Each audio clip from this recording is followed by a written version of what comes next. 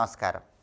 శనివారం త్రయోదశి తిథితో కలిసి వస్తే దాన్ని శని త్రయోదశి అనే పేరుతో జరుపుకోవటం అనాదిగా వస్తున్న సంప్రదాయం. మాఘమాసంలో వచ్చే శని త్రయోదశికి ప్రత్యేకమైన ప్రాధాన్యత ఉంది. ఎందుకంటే మాఘమాసం అంటేనే విష్ణువుకు ప్రియమైన మాసం, శనీశ్వరుడు విష్ణు భక్తుడు. కాబట్టి ఈ మాసంలో వచ్చే శని త్రయోదశి నాడు ఎవరైనా సరే ప్రాతకాలంలో నవగ్రహ ఆలయానికి వెళ్ళి శనీశ్వరుడికి అభిషేకం చేసుకుంటే జాతక శని దోషాలు, రాశిపరంగా ఉన్న శని దోషాల నుంచి సులభంగా బయటపడవచ్చు.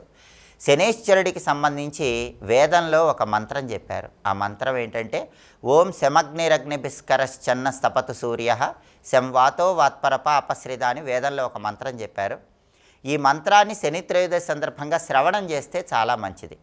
వేద మంత్రాలు అందరూ పఠించలేరు కాబట్టి దానికి ప్రత్యామ్నాయంగా శని త్రయోదశి సందర్భంగా శని గాయత్రి మంత్రాన్ని 21 సార్లు చదువుకున్నా కూడా జాతక శని దోషాలు, రాశిపరంగా ఉన్న శని దోషాల నుంచి సులభంగా బయటపడవచ్చు. అంతటి శక్తివంతమైన శని గాయత్రి మంత్రం ఏంటో ఇప్పుడు మనం చూద్దాం.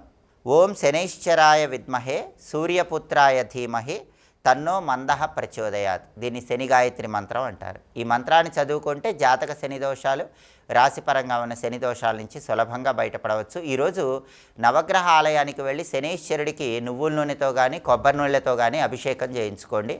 నువ్వుల నూనెతో అభిషేకం చేయించుకుంటే అనారోగ్యాలు తొలగిపోతాయి. కొబ్బరి నీళ్ళతో అభిషేకం చేయించుకుంటే ఆర్థికపరమైన ఇబ్బందుల నుంచి క్రమక్రమంగా బయటపడవచ్చు. నవగ్రహాలకు ప్రదక్షిణలు చేయండి. ఆ తర్వాత శివాలయానికి వెళ్ళి శివదర్శనం చేసుకుంటే ఉత్తమ ఫలితాలు కలుగుతాయి. శని త్రయోదశి నాడు ఇచ్చే దానం కూడా శని దోషాల నుంచి బయటపడటానికి విశేషంగా సహకరిస్తుంది.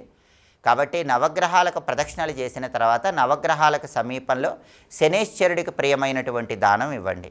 1.25 కేజీ నల్ల నువ్వులు, ఒక ఇనుప మేకు, కొద్దిగా దూది, అరకిలో పెసరపప్పుతో పాటు కలిపి నలుపు రంగు వస్త్రంలో మూటగట్టి నవగ్రహాలకు సమీపంలో ఎవరైనా బ్రాహ్మణుడికి దానం ఇవ్వండి. ఈ దానం ఇవ్వటం ద్వారా కూడా జాతకపరమైన శని దోషాలు, రాశిపరంగా ఉన్న శని దోషాల నుంచి బయటపడవచ్చు.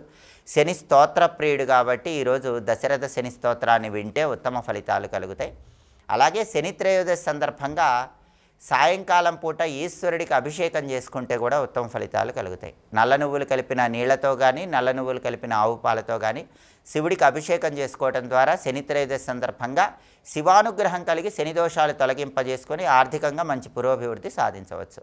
అలాగే వృత్తిపరంగా ఇబ్బందులు ఉన్నవాళ్ళు ఎవరైనా సరే, అంటే ఉద్యోగంలో కానీ వ్యాపారంలో కానీ ఇబ్బందులు ఎక్కువగా ఉన్నవాళ్ళు, ఆ ఇబ్బందుల నుంచి బయటపడాలంటే శని త్రయోదశి సందర్భంగా శని విగ్రహం దగ్గర జమ్మి ఆకులు ఉంచి నమస్కారం చేసుకోండి. శని విగ్రహం పాదాల చెంత జమ్మి ఆకులు ఉంచి నమస్కారం చేస్తే వృత్తిపరమైన ఇబ్బందుల నుంచి బయటపడవచ్చు. అలాగే నరదిష్టి, శత్రుబాధలు ఇలాంటివి ఎక్కువగా ఉన్నవాళ్ళు మాత్రం నవగ్రహ ఆలయానికి వెళ్ళినప్పుడు శని విగ్రహం పాదాల చెంత కొద్దిగా రాళ్ళ ఉప్పు ఉంచి నమస్కారం చేసుకోండి. శని దోషాలు తొలగింపజేసుకోవడంతో పాటుగా నరదిష్టి, శత్రుబాధల నుంచి బయటపడవచ్చు. అలాగే శని త్రయోదశి సందర్భంగా ఏ శని గాయత్రి మంత్రాన్ని 21 సార్లు పఠిస్తే అద్భుత ఫలితాలు కలుగుతాయి ఇంకొకసారి చూద్దాం మరి. ఓం శనైశ్చరాయ విద్మహే సూర్యపుత్రాయ ధీమహి తన్నో మందః ప్రచోదయాత్. మంత్రజపం చేయండి. జాతకపరమైన శనిగ్రహ దోషాలు, రాశిపరమైన శనిగ్రహ దోషాలన్నీ తొలగింపజేసుకొని సమస్త శుభాలను సిద్ధింపజేసుకోండి. స్వస్తి.